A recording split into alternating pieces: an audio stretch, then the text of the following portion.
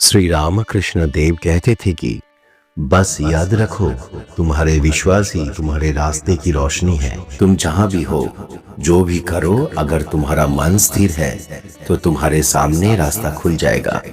हम सभी जीवन की जटिलताओं में खो जाते हैं, लेकिन जब सब कुछ बंद हो जाता है तब ये संकेत हमें याद दिलाते हैं कि हम अकेले नहीं हैं। माँ शारदा ने हमें आश्वस्त किया है कि भगवान की कृपा हमेशा हमारे साथ होती है, बस हम देखने में चूक जाते हैं। अगर तुम आज ये वीडियो देख रहे हो तो समझ लो कि आज से तुम्हारे जीवन में बदलाव की शुरुआत है। अच्छे के लिए समय देना होता है और वो समय अब आया है।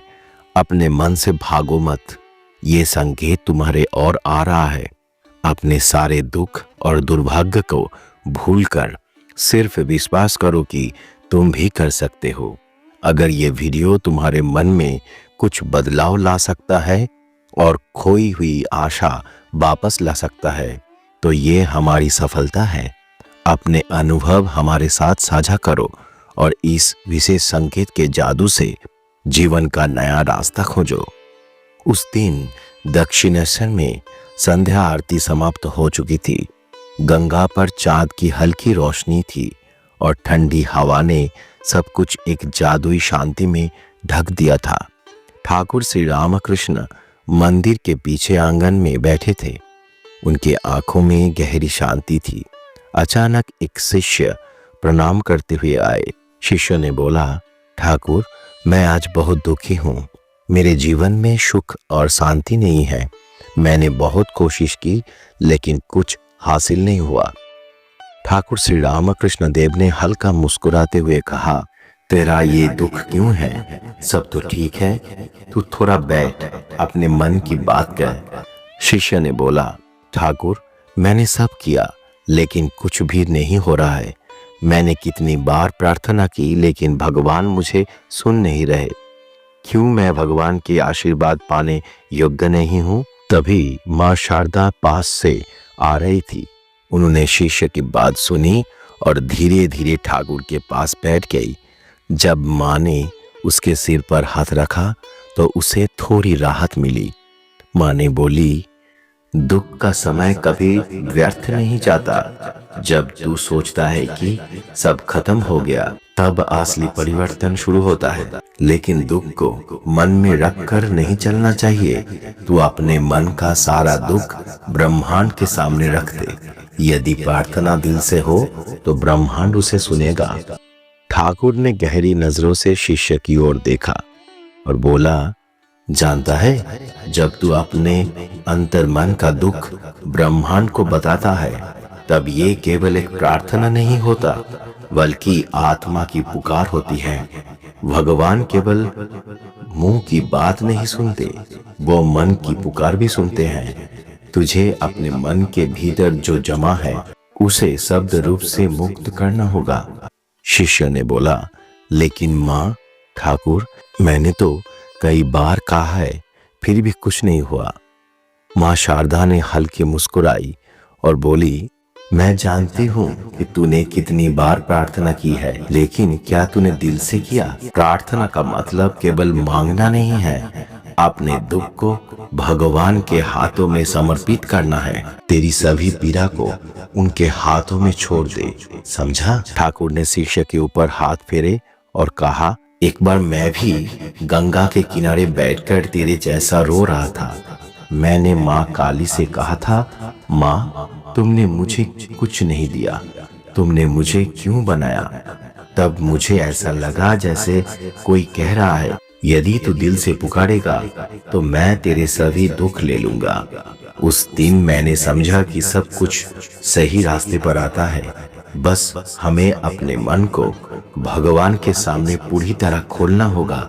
ये एंजल नंबर 1176 बार बार आपके जीवन में दिखाई दे रहा है। इसका क्या मतलब है? हिंदू धर्म के अनुसार ये संख्या भगवान का एक विशेष संकेत है, एक पवित्र शक्ति।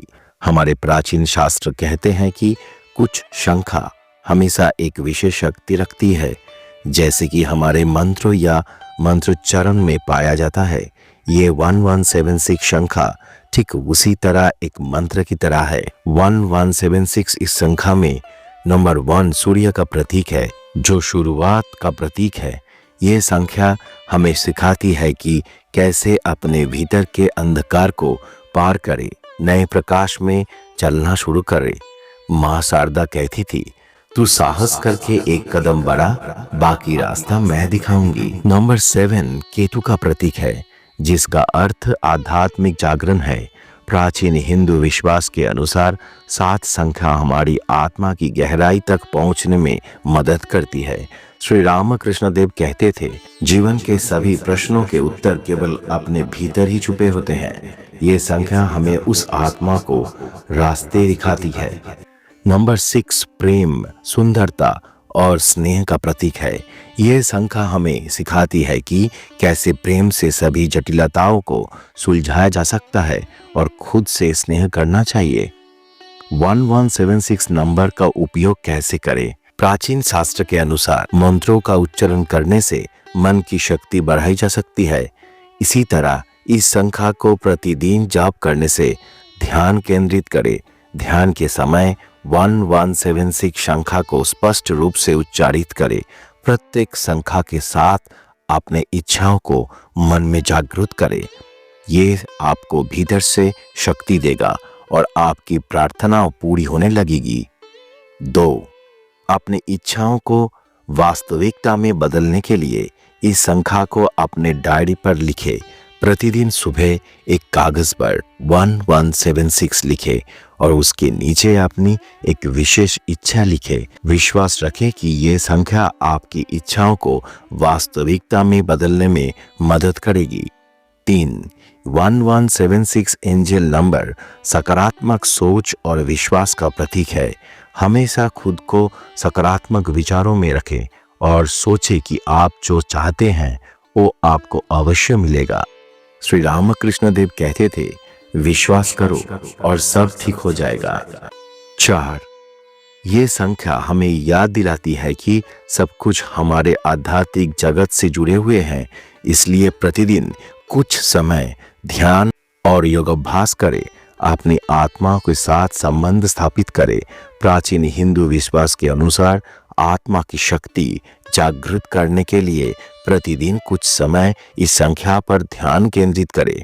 5 प्रतिदिन कम से कम 41 डेज तक इस प्रक्रिया को जारी रखें। प्राचीन मंत्रों के संदर्भ में भी देखा गया है कि यदि निर्धारित संख्या में दिनों तक जाप किया जाए तो ये सही परिणाम देता है।